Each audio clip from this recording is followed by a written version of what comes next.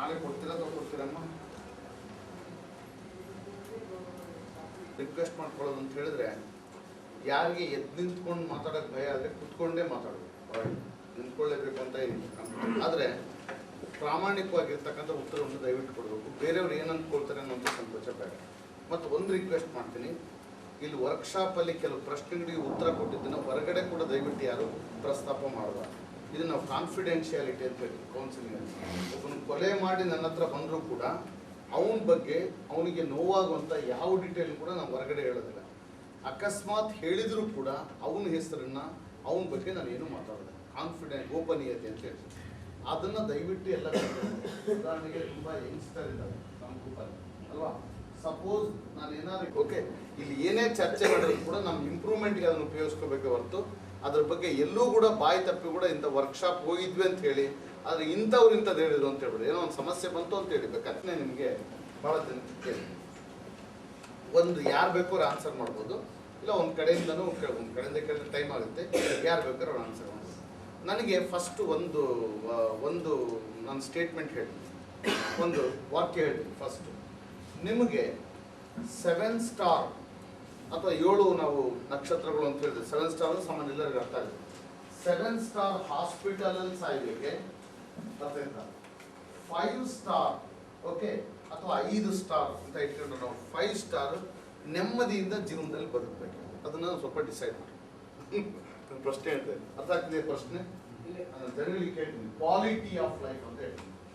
ಜೀವನದ ಉತ್ಕೃಷ್ಟತೆಯ ಧನ್ಯತೆಯ ಒಂದು ಮಟ್ಟ ಅಂತ ಹೇಳ್ತೀನಿ. ಕ್ವಾಲಿಟಿ ಆಫ್ ಲೈಫ್ ಏನು, ನೀವು ಮೊದಲು ಅದನ್ನು ಕ್ಲಿಯರ್ ಆಗಿ ಡಿಸೈಡ್ ಮಾಡ್ತೀವಿ. ನಾನು 7 ಸ್ಟಾರ್ ಹಾಸ್ಪಿಟಲಲ್ಲಿ ಸಾಯ್ಬೇಕೆ, ಟ್ರೀಟ್ಮೆಂಟ್ ತಗೋಬೇಕೆ, ಅಥವಾ 5 ಸ್ಟಾರ್ ಹೆಲ್ತ್ ಓಕೆ ಖುಷಿಯಾಗಿ ನಾನು ಪ್ರಾಣ ಬಿಡಬೇಕೆ ಅಥವಾ ಜೀವನ ಮಾಡಬೇಕೆ ಅನ್ನುವಂಥದ್ದನ್ನು ನೀವೆಲ್ಲ ಫಸ್ಟ್ ಡಿಸೈಡ್ ಮಾಡಿ. ಸಪೋಸ್ ನೀವು 7 ಸ್ಟಾರ್ ಅಥವಾ 5 ಸ್ಟಾರ್ ಅಂತ ಹೇಳಿದ್ರೆ ನಿಮ್ಗೆ ಆರೋಗ್ಯ ಮುಖ್ಯನೋ ದುಡ್ಡು ಮುಖ್ಯನೋ ಅಥವಾ ಎರಡೂ ಮುಖ್ಯನೋ ಅಂತ ನೀವು ಹೇಳಿ. ನನ್ನ ಪ್ರಶ್ನೆ ಒಂದೇ ವಾಕ್ಯದಲ್ಲಿ ಹೇಳಿ ಮುಗಿಸ್ತೀನಿ. ಸರ್ 2-3 ಥರ ಪ್ರಶ್ನೆ ಹೇಳ್ತೀನಿ. ಯಾಕಂದರೆ ಕೆಲವರಿಗೆ ಒಂದು ಹೇಳಿದ್ರೆ ಆನ್ಸರ್ ಸಿಗದೆ ಇರೋದು, ಅದಕ್ಕೆ 2-3 ಪ್ರಶ್ನೆ ಹೇಳ್ತೀನಿ. ನಿಮ್ಗೆ ಏನು ಅರ್ಥ ಆಗುತ್ತೋ ಅದನ್ನು ಆನ್ಸರ್ ಮಾಡ್ಬೋದು. ನಾನು ಇಲ್ಲಿಂದ ಶುರು ಮಾಡ್ತೀನಿ, ನಿಮ್ಮಿಂದ ಶುರು ಮಾಡ್ತೀನಿ.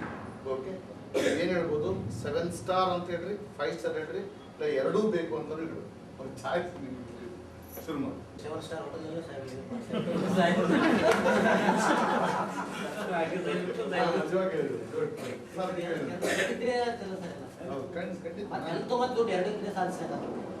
ಎಲ್ಲರೂ ಒಂದು ಚಪ್ಪಾಳೆ ಕೊಡಿ ಅವರಿಗೆ.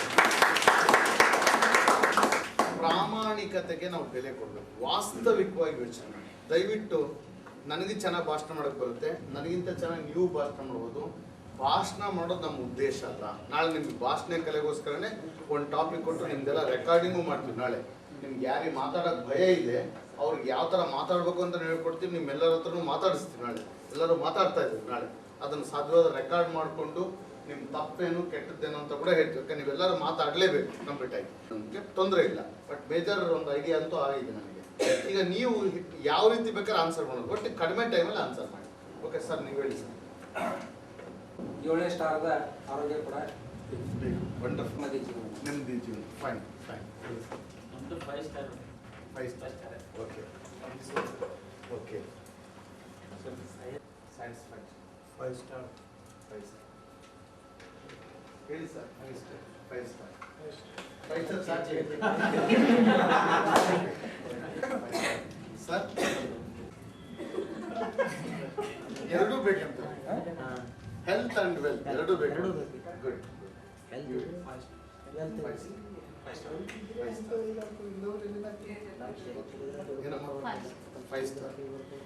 ಆರೋಗ್ಯ ಒಂದಿದ್ರೆ ಮಾತ್ರ. ಹಣದ ಅಡಚಣೆ ಇತ್ತಂದ್ರೆ ಕಷ್ಟನೇ ಸರ್. ಎರಡೂ ಬೇಕು.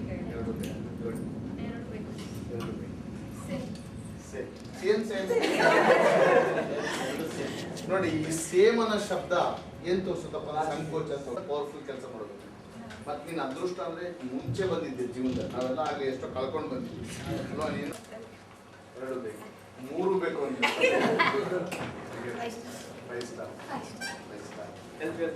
ಬಿಡೋದನ್ನು ಬಿಟ್ಟೇ ಬಿಡಿ, ಯಾಕಂದ್ರೆ ನನಗಿಂತ ಲೀಡರ್ ನಮ್ಮ ಲೀಡರ್ ಏನ್ ಹೇಳ್ತೀರ? 5 ಸ್ಟಾರ್. 5 ಸ್ಟಾರ್. ಸಂಪತ್ತು. ಮೂರನೇದು ಯೋಗ್ಯತೆ, ದಕ್ಷತೆ, ಅರ್ಹತೆ. ಯಾವ್ದಾದ್ರು ಒಂದು ಶಬ್ದ ಹೆಲ್ತ್ ವೆಲ್ತ್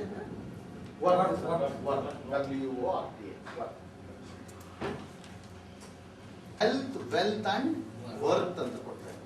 ಸೊ ಜೀವನದಲ್ಲಿ ಎಲ್ಲರಿಗೂ ನೆಮ್ಮದಿ ಬೇಕು, ದುಡ್ಡು ಬೇಕು. ಆ ಎರಡರ ಜೊತೆಗೆ ಆ ಒಂದು ಸಂಪತ್ತು ಮತ್ತೆ ನೆಮ್ಮದಿ ಎರಡೂ ಕೊಡೋದು ಯಾವ್ದ್ರಿಂದ ಬರೋದು? ನಮಗೆ ವರ್ತಿಂದ ಬರೋದು, ಯೋಗ್ಯತೆಯಿಂದ ಬರೋದು, ಕಾರ್ಯಕ್ಷಮತೆಯಿಂದ ಬರೋದು, ದಕ್ಷತೆಯಿಂದ ಬರೋದು. ಅದನ್ನು ದಯವಿಟ್ಟು ಅರ್ಥ. ಸೊ ಇಂಗ್ಲಿಷಲ್ಲಿ ಒಂದು ಮಾತು ಹೇಳ್ತೀವಿ, V deserve okay what we get. I am sorry, we get what we deserve. ಅಂದ್ರೇನು? ನಮಗೆ ಎಷ್ಟು ಯೋಗ್ಯತೆ ಇದೆಯೋ ಅಷ್ಟು ನಮಗೆ, ಅಥವಾ ಕ್ಷಮತೆ ಇರ್ತಕ್ಕಂಥ ವ್ಯಕ್ತಿತ್ವ. ಒಂದೇ ಸರಳ ಮಾತಿನಲ್ಲಿ ಯೋಗ್ಯತೆ, ನಮ್ಮ ವ್ಯಕ್ತಿತ್ವದ ಯೋಗ್ಯತೆಯನ್ನು ಜಾಸ್ತಿ ಮಾಡಿಕೊಂಡ್ರೆ ಹೆಲ್ತ್ ವೆಲ್ತ್ ನಮಗೆ ಆಟೋಮೆಟಿಕ್ ಆಗಿ ಸಿಗುತ್ತೆ ಅನ್ನೋ ಮಾತನ್ನ ನಾನು ಹೇಳ್ತೀನಿ. ಮುಂದೆ ಒಂದು ಅಮೌಂಟ್ ತಕ್ಕೊಳ್ಳಿ, ಇಷ್ಟು ದುಡ್ಡು ನನಗೆ ಬೇಕು ಒಂದು ತಿಂಗಳಿಗೆ ಅಂತ ಒಂದು ಅಮೌಂಟ್ ತಕ್ಕೊಳ್ಳಿ. ನಾನು ಜೀವನದಲ್ಲಿ ನೆಮ್ಮದಿಯಿಂದ ಹಣವಂತನಾಗಿ, ಗುಣವಂತನಾಗಿ, ವಿಚಾರವಂತನಾಗಿ ನೆಮ್ಮದಿಯಿಂದ ಇರೋದಕ್ಕೆ ಒಂದು ತಿಂಗಳಿಗೆ ನನಗೆ ಇಷ್ಟು ಹಣ ಬೇಕಾಗುತ್ತೆ ಅಂತ ಒಂದು ಇಷ್ಟು ಸಾವಿರ, ಇಷ್ಟು ಲಕ್ಷ ಅಂತ ಒಂದು ಅನ್ಕೊಳ್ಳಿ. ಸುಮ್ಮನೆ ಮನಸ್ಸು ನೋಡಿ, ಆ ಚಿತ್ರ ಬರೀತಾ ಒಂದು ಚಾಕ್ ಪೀಸ್ ತಗೊಂಡು ಬೋರ್ಡ್ ಮೇಲೆ ಬರೀತಾ ಇರ್ತಾರೆ, ಅಥವಾ ಒಂದು ಪೇಂಟ್ ಮಾಡ್ತಿರೋ ಥರ ಒಂದು ಕಲ್ಪಿಸ್ಕೊಳ್ಳಿ. 1,000, 10,000, 10 ಲಕ್ಷ ಎಷ್ಟು ಅಲ್ಲ, ದಯವಿಟ್ಟು ಅರ್ಥ ಮಾಡ್ಕೊಳ್ಳಿ. ನಿಮ್ಗೆ ಆಲ್ರೆಡಿ ಏನೋ ಸಂಬಳನ ಏನೋ ಒಂದು ಬರ್ತಾ ಇದೆ ಆಲ್ರೆಡಿ ಅಲ್ವಾ? ಅದ್ರ ಜೊತೆಗೆ ಇನ್ನಷ್ಟು ಬೇಕು. 10 ಬಂದ್ರೆ ಇನ್ನೂ 10 ಲಕ್ಷ ಅಂತ ಕೇಳ್ಬೋದು. ಅದು ನಿಮ್ಮ ಶಕ್ತಿ ಅದು ಅಲ್ವಾ? ಇದು ಯಾರು ಇದ್ರಾಗ ಹೇಳ್ಕೊಡ್ಬೇಕಲ್ಲ, ನಿಮ್ಮ ಜೀವನ, ನಿಮ್ಮ ಶಕ್ತಿ, ನಿಮ್ಮ ನಿರ್ಧಾರ. Okay, right. ಕಂಡ್ಬಿಡಿ. ಈಗ ಈ ಕಡೆಯಿಂದ ಬರ್ಬೇಕು, 2 lakhs per month total income ಬರ್ಬೇಕು, 50,000. Okay, 1,000 sir. ಇದು ಬಾಗಿಲು ಮುಂಚೆ ನಾನು ಓಡೋಗ್ಬಿಡ್ತೀನಿ.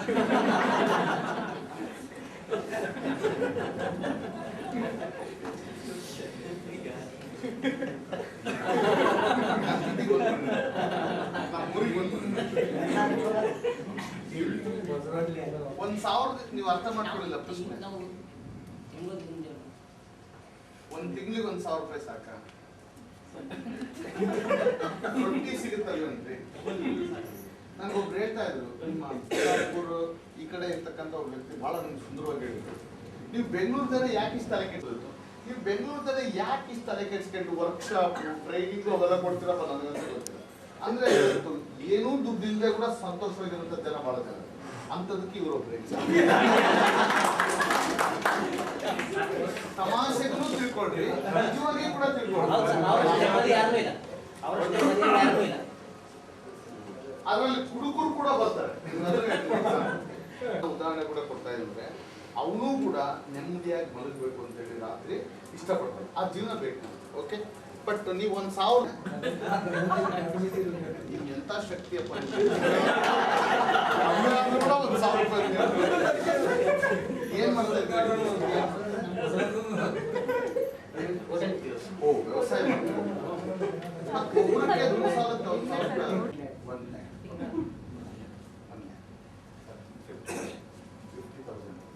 50 lakhs 50,000 ಗೊತ್ತಿಲ್ಲ. ವಂಡರ್ಫುಲ್. ಪ್ರಯೋಗ ಮಾಡ್ತಾ ಇರ್ತಾರೆ. ಒಂದು ಯೋಚನೆ ಮಾಡಿ, ನಾನು ಇವ್ರನ್ನ ಎಕ್ಸಾಂಪಲ್ ಇಟ್ಕೊಂಡು ನಾನು ಹೇಳಕ್ ಹೋಗ್ತಾ ಇಲ್ಲ. ನಾನು ಎಷ್ಟು ಸಂಪಾದನೆ ಮಾಡಬೇಕು ಅಂತ ನನ್ನ ಮನಸ್ಸಿಗೆ ಗೊತ್ತಿಲ್ಲ ಅಂತ ಹೇಳಿದ್ರೆ ನಾವು ಹೇಗೆ ಜೀವನದಲ್ಲಿ ಸಂಪಾದನೆ ಮಾಡೋದಕ್ಕೆ ಸಾಧ್ಯ? ನಾನು ಇದ್ರೊಳಗೆ ಬರೀ ಪಗಾರ ಹೇಳ್ತಾ ಇಲ್ಲ, ಸಂಬಳ ಹೇಳ್ತಾ ಇಲ್ಲ. ಬರೀ ಇಡೀ ಒಂದು ತಿಂಗಳಲ್ಲಿ ಒಬ್ಬ ಮನುಷ್ಯ ಮನಸ್ಸು ಮಾಡಿದ್ರೆ ಎಷ್ಟು ದುಡಿಬೋದು ಅಂತ ನಿಮಗೂ ನಂಬಿಕೆ ಇದೆ ಅಂತ ನಾನು ಪ್ರಶ್ನೆ ಕೇಳ್ತಾ ಇದ್ದೀನಿ. ಧೈರ್ಯವಾಗಿ ಒಬ್ಬ ಮನುಷ್ಯ ಮನಸ್ಸು ಮಾಡಿದ್ರೆ ಸೆಕೆಂಡ್ ಅಲ್ಲಿ ಕೋಟಿಗಳ ಗಟ್ಟಲೆ ದುಡಿಬಹುದು. ಸುಮ್ಮನೆ ಒಂದು ಶೇರ್ ಮಾರ್ಕೆಟ್ ಎಕ್ಸಾಂಪಲ್ ನೀವು ಇಟ್ಕೊಳ್ಳಿ. ತೀರಾ ಸಾಮಾನ್ಯರು ಅವ್ರಿಗೆ ಶೇರ್ಸ್ ಬಿಸ್ನೆಸ್ಸೇ ಗೊತ್ತಿಲ್ಲ ಅಂತವ್ರು 25 ಲಕ್ಷ 3 ತಿಂಗಳಲ್ಲಿ ದುಡ್ಡು ಮಾಡಿರೋದು ನನಗೆ. ಅವ್ರು ಬುದ್ಧಿವಂತರು ಅಂತ ನಾನು ಹೇಳ್ತಾ ಇಲ್ಲ, ಅವ್ರ ಅದೃಷ್ಟ ಅಷ್ಟೇ. ಯಾಕೆ ಅವ್ರು ಇಷ್ಟನೂ ಪಡಲಿಲ್ಲ, ಅವ್ರು ಅನ್ಕೊಂಡೂ ಇರಲಿಲ್ಲ ಬರುತ್ತೆ ಅಂತೇಳಿ. ನಾನು ಈ ಥರ ನಮ್ಗೆ ಇನ್ಕಮ್ ಬಿಲ್ಡಪ್ ಮಾಡ್ಕೊಳ್ಳೋದಕ್ಕೆ ಮೊದಲು ಧೈರ್ಯ ಬೇಕು, ಏನಿರಬೇಕು, ನನಗೆ ತಿಂಗಳ ನಾನು ಇಷ್ಟು ಬರಲಿ ಅಂತೇಳಿ ನಾನು ಅಪೇಕ್ಷೆ ಪಡ. ನಮ್ಮ ಮನಸ್ಸಿನಲ್ಲಿ ನಾವೇ ಅಪೇಕ್ಷೆ ಪಡಲ್ಲ ಅಂದರೆ ಪಕ್ಕದ ಮನೆಯವರು ಅಪೇಕ್ಷೆ ಪಡ್ತಾರೆ. ಓಕೆ, ದಯವಿಟ್ಟು ಅದನ್ನು ಯೋಚನೆ ಮಾಡಿ. ಓಕೆ, ಅವು ಕೂಡ ನನಗೆ ಗುಣ ಹಂಗಾಗುತ್ತೆ. ದುರಾಸೆ ಇದ್ರೂ ಹಂಗಾಗುತ್ತೆ, ಆಸೆ ಇಲ್ಲದೆ ಇದ್ರೂ ಕೂಡ ಹಿಂಗಾಗುತ್ತೆ.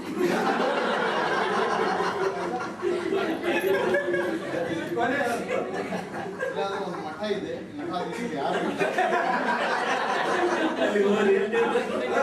ಇತ್ತೀಚೆಗೆ ಮಠಾಧೀಶರುಗಳನ್ನ ತಿಂಗಳಿಗೆ ಇದೆ, ಬಿಸ್ನೆಸ್ ಇದೆ, ದುಡ್ಡು ಮಾಡೋ ಬಿಸ್ನೆಸ್ ಇದೆ, ದುಡ್ಡು ಕಳ್ಕೊಳ್ಳೋ ಬಿಸ್ನೆಸ್ ಇದೆ ಅಲ್ವಾ? ನಿಮ್ಗೆ ಯಾವ ಬಿಸ್ನೆಸ್ ಇದೆ ನೋಡಿ ಯಾವ ತರ ಅಂತ ಪ್ಲೀಸ್ ಡಿಸ್ಕಸ್ ಪ್ರೋಗ್ರಾಮ್ ಮಾಡ್ಕೊಂಡು ಡಿಸೈಡ್ ಮಾಡಿ. 50,000 20,000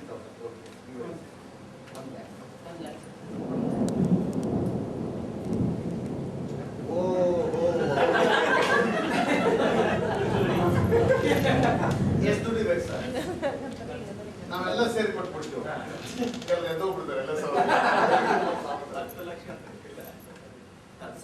10,000 ಹೃದಯ ನಿಂತಿದೆಯಾ? ತೊಂದ್ರೆ ನೀವೆಷ್ಟು ಮಾಡ್ಕೊಂಡ್ರೆ 1,00,000. ವಾ ನೋಡು ಏನು ಮಾತಾಡ್ತಿದ್ವಿ, ಇಷ್ಟೊಂದು ದುಡ್ಡಿನ ವಿಚಾರ ಬಂದ ಒಬ್ರು ನಮ್ಮ ವರ್ಕ್ಶಾಪಿಗೆ ಬರ್ತಾರೆ, ಹಳ್ಳಿ ಜನಗಳದೇ ಜಾಸ್ತಿ ವರ್ಕ್ಶಾಪ್ ಅಲ್ಲಿ. ಒಬ್ರು ಹೇಳ್ತಾ ಇದ್ದೆ, ಏನು ಒಂದು ತಿಂಗಳ ಎಷ್ಟು ದುಡ್ಡು ಮಾಡ್ತೀಯ ಅಂತ ಹೇಳಿ. ಏನಿಲ್ಲ ಸಮಯ ಒಂದೆರಡು ಸಿಂಧಿ ಹಸು ಇದಾವೆ, ತಿಂಗಳ ಒಂದು 40,000 50,000 ಮಾಡ್ತೀನಿ. IAS ಆಫೀಸರ್ ಬಂದಿದ್ರು, ಸುಸ್ತಾಗಿ ಹೋಗ್ಬಿಟ್ರು ಅವ್ರು. ಅವ್ರಿಗೇನೆ 25,000 ಸಂಬಳ.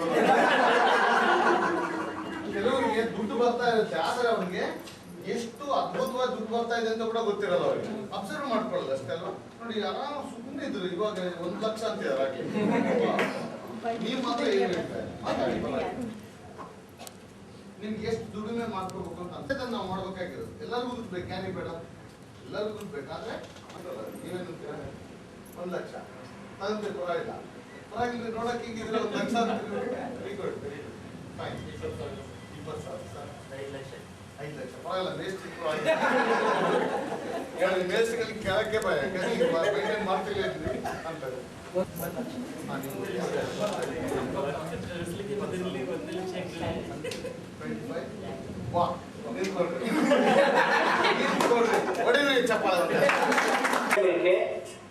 इसके नीचे 2 लोगों को, इसके नीचे 2 लोगों को लेके आना है, इतना ही कंडीशन है। इससे बहुत बड़ा हटके कुछ भी नहीं है। वो घर में सो सकता है, लेकिन इस तरह का कंडीशन है, ये करना है। इसके बाद ऐसा ये बढ़ता जाएगा। तो इसमें क्या है, हर एक ज्वाइनिंग है 100 रुपीज मिलेगा, 6,500 का वो अपग्रेड हो गया तो और 350 रुपये मिलेगा। टोटली कितना, 450 रुपये मिल गया।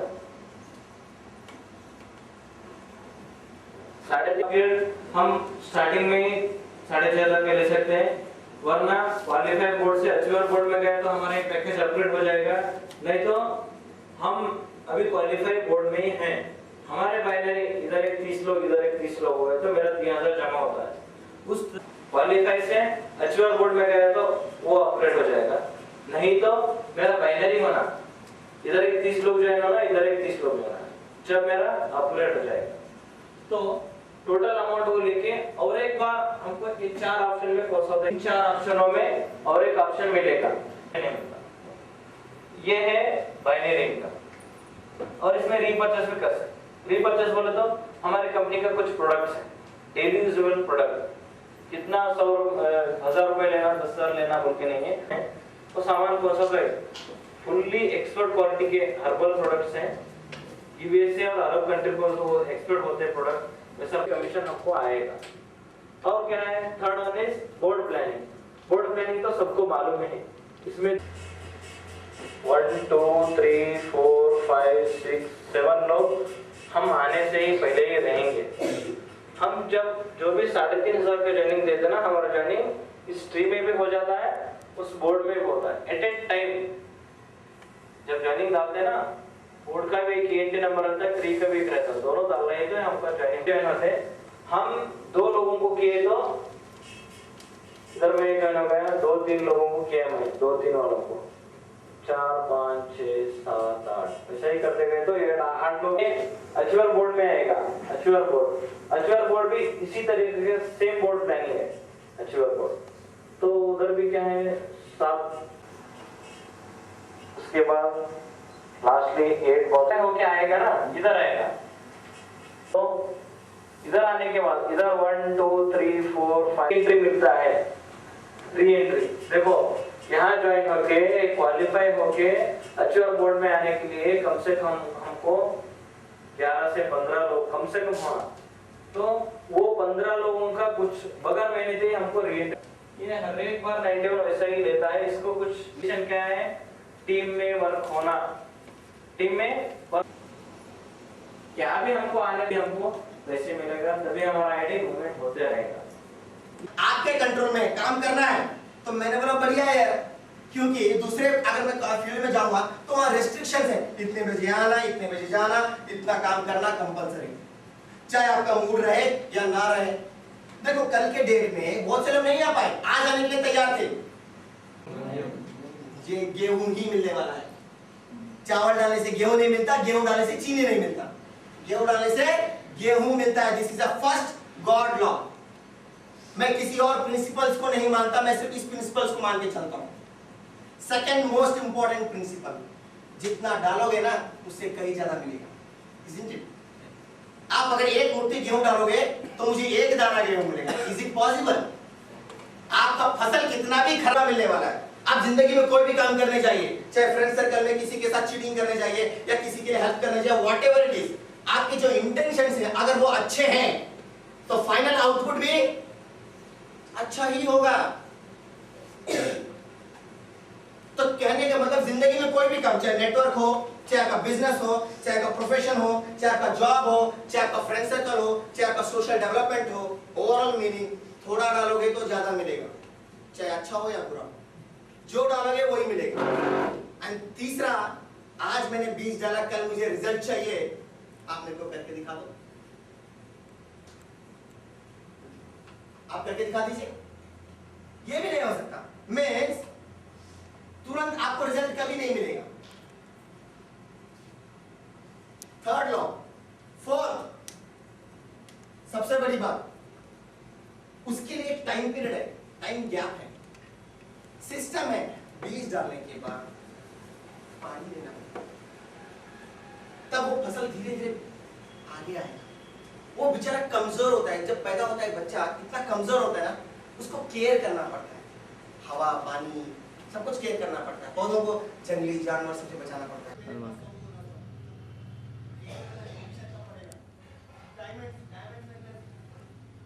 हम्म